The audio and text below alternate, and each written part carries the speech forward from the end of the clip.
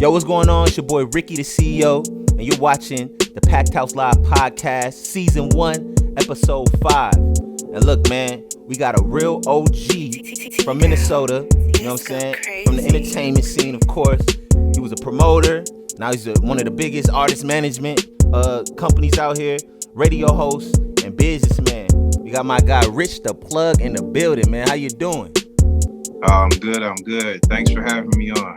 No problem, man. Thanks for pulling up, man. It means a lot, man. We gotta keep collaborating and putting each other on both of us, everybody. We gotta put each other on each other's platforms and keep putting each other in position, man. That's what it's all about. You know what I mean?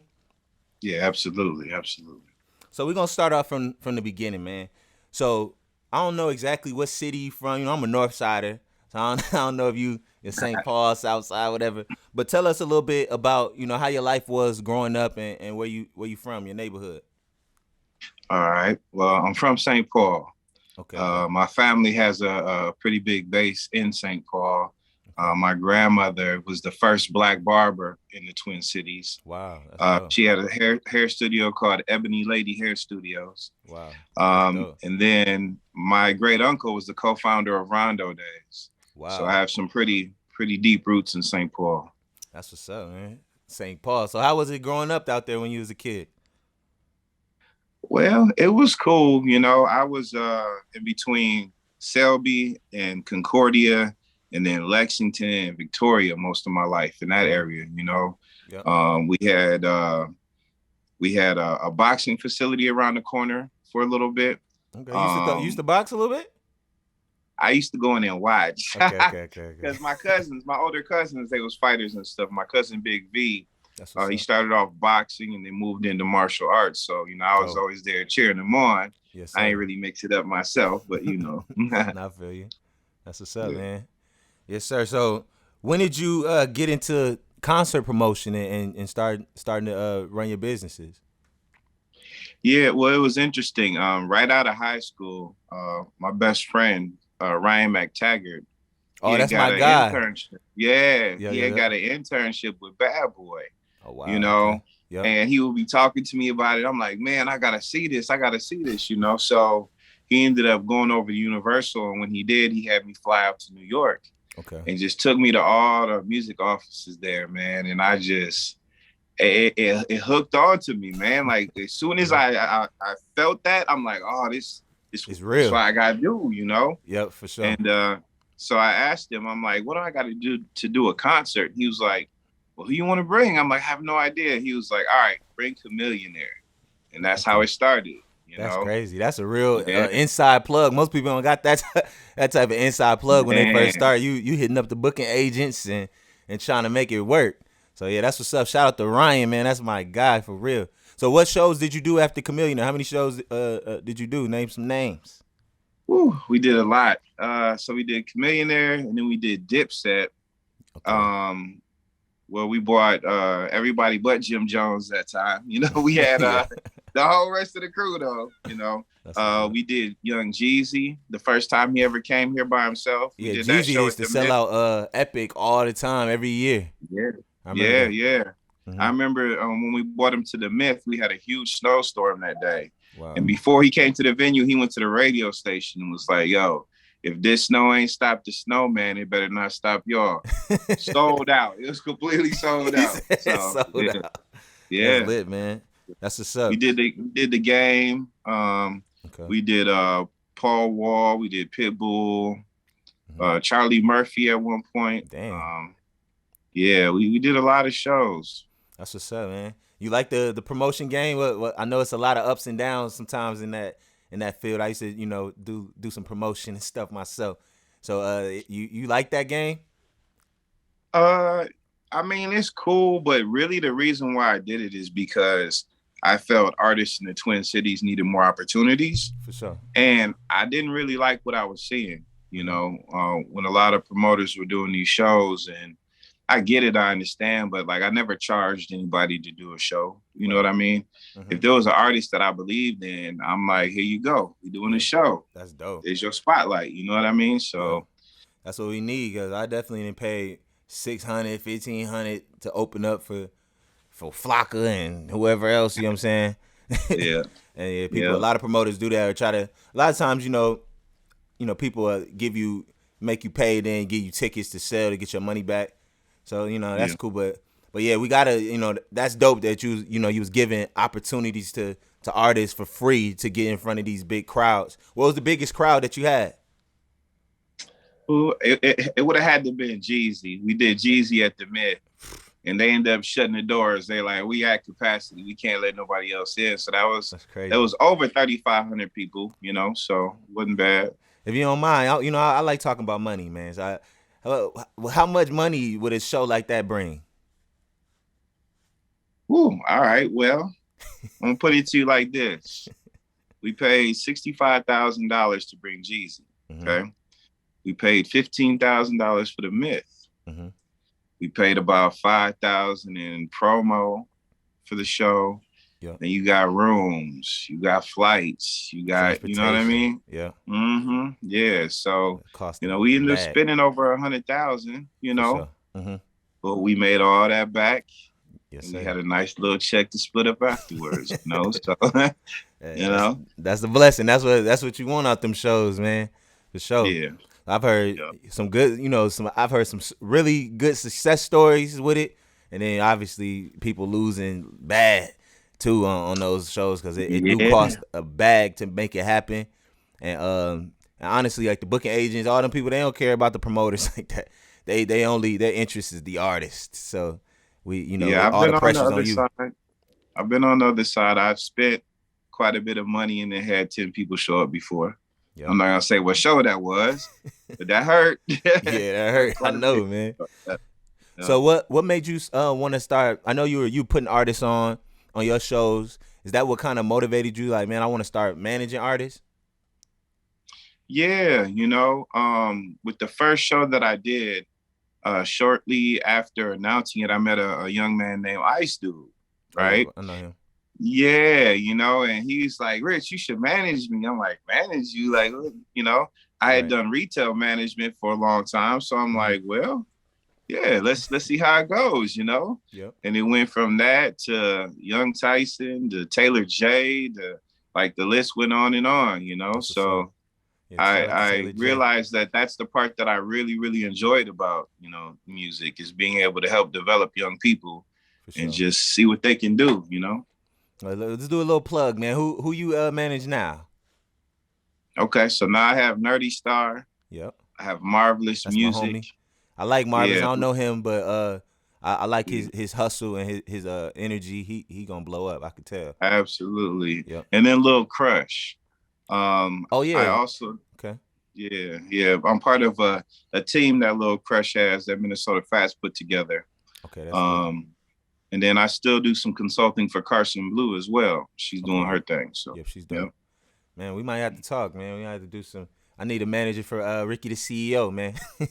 Hey, man. Get these speaking engagements popping, man. I don't have you done something like that? All you gotta do is hit my phone. So that's it for that. So I got you, man. We're gonna make it happen.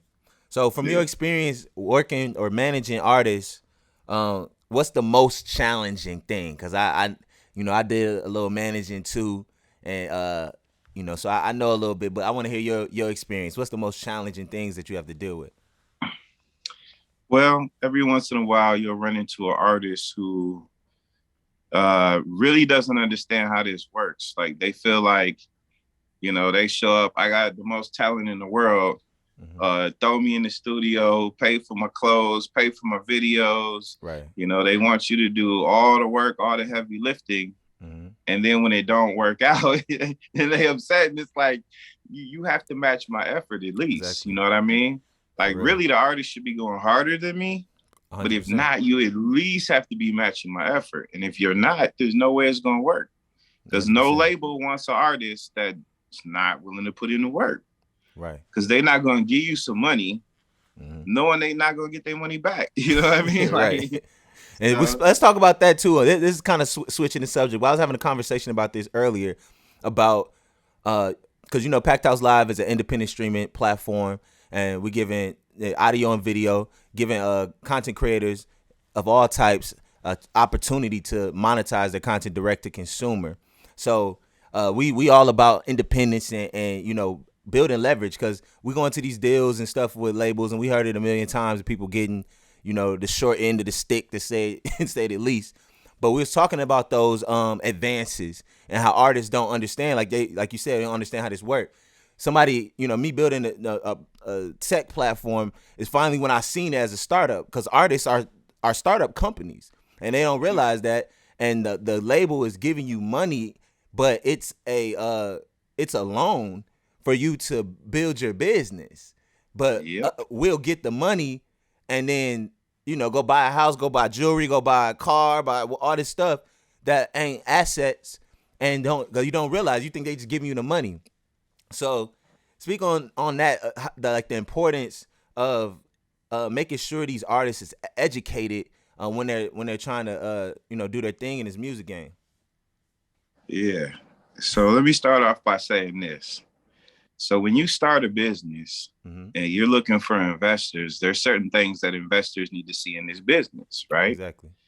They have to see the opportunity in this business. They have to be able to see the vision. Exactly. So if you come to the table and they can't see the vision, you ain't getting no money. They're not going to sign you, period.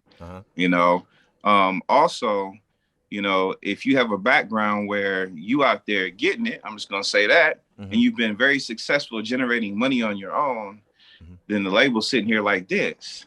Right. Because they understand that if you're marketable and you have something and they invest this money in you, they know they're going to get their money back. For sure. 100%. But if you can't even take care of yourself, they're like, I'm not going to hand this man no money. Right. You know, either that or they'll give you a deal that you really not going to like. Right. You know what I mean? Yeah, you might have a song and they like, yeah, we can do something with that song. You know what I mean?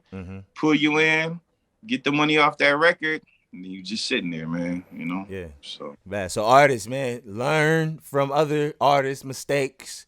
You know what I'm saying? You need to build leverage when you're going into any situation. So like he's saying, you need to build your business. You need to be figuring out ways to monetize, building a audience. And then when you get that deal, don't spend it all on frivolous things, man.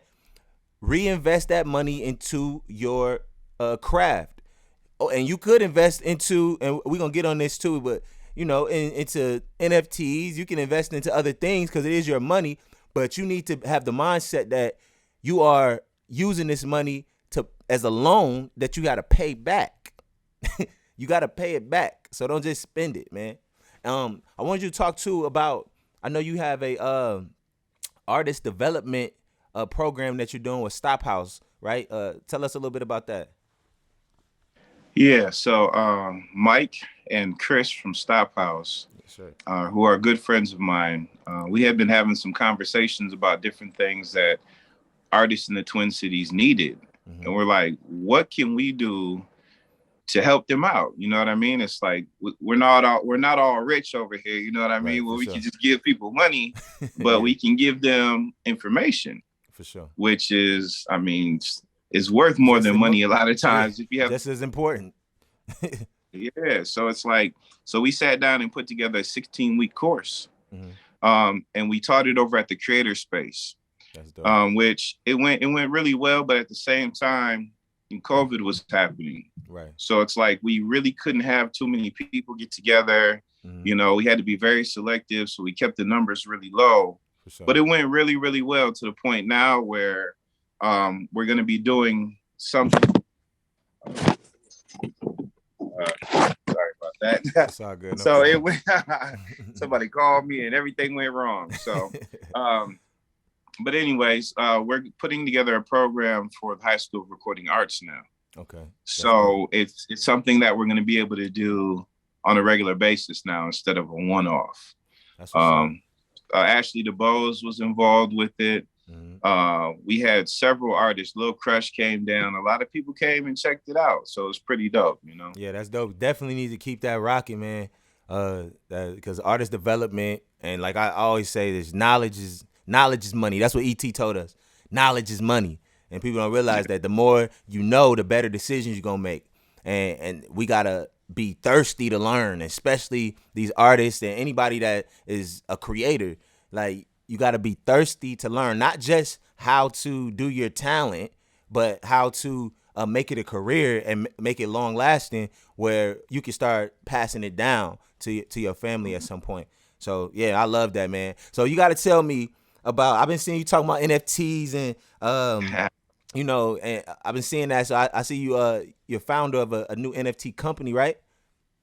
Yeah. So, all right, it's called NFT Fans, Okay. and Jason Swanston and Anthony Edwards, they are the founders of NFT Fans, Okay. Word. and they've welcomed us to kind of join with them. You know, we're shareholders with the company and everything, That's so dope. they've just been teaching us so much, man. It's like I really wanted to do something with NFTs, but I just Hmm. didn't know enough about it, you know. Okay. Yep. And then my cousin that I mentioned earlier, Big V, Hmm. who's down in Atlanta, he huge in the music industry, but he introduced me to Anthony. He's like, "This is my guy. If you want to learn about this stuff, this is who you talk to." The And we basketball just been player, going. from the Timberwolves.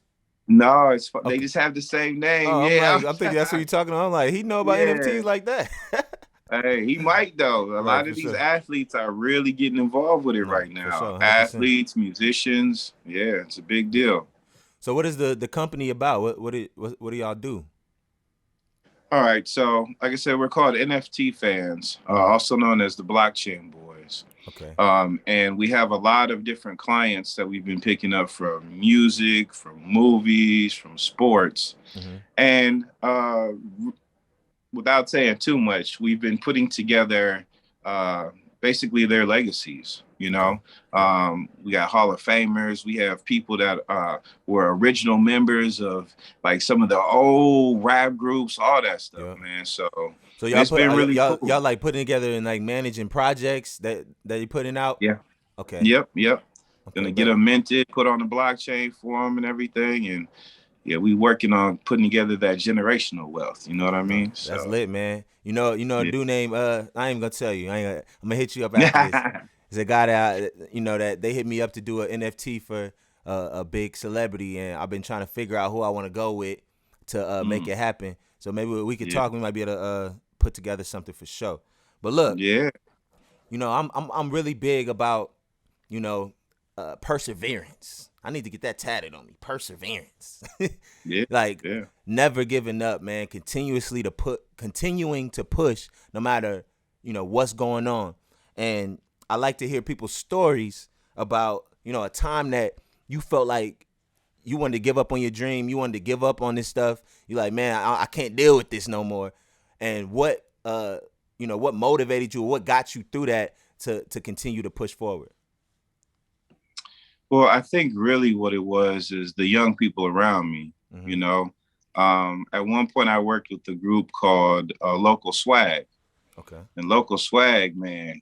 I'm not. I'm just. I may be a little biased, but I think they probably the hottest thing Minnesota ever seen. I'm just Dang, gonna that's say dope. that. Yeah.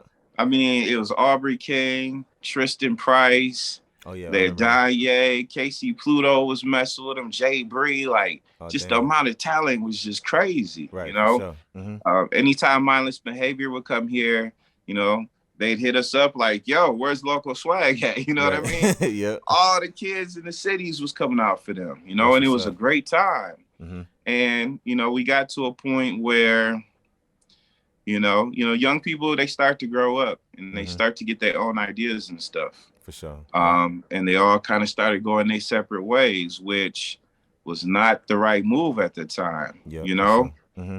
I agree. And after us putting in the work that we had over the years and seeing that happen, I was like, you know what, man, maybe I'm just done with this. Like we were right there at the door. Yep. And, It's crazy. so I really, really thought about it. But actually, one of the young men, Aubrey King, reached back out to me, Hmm. you know, a little while later, and just really had a heart to heart with me. Yep. And that's what got me to just come back to everything, you know. That's what's up.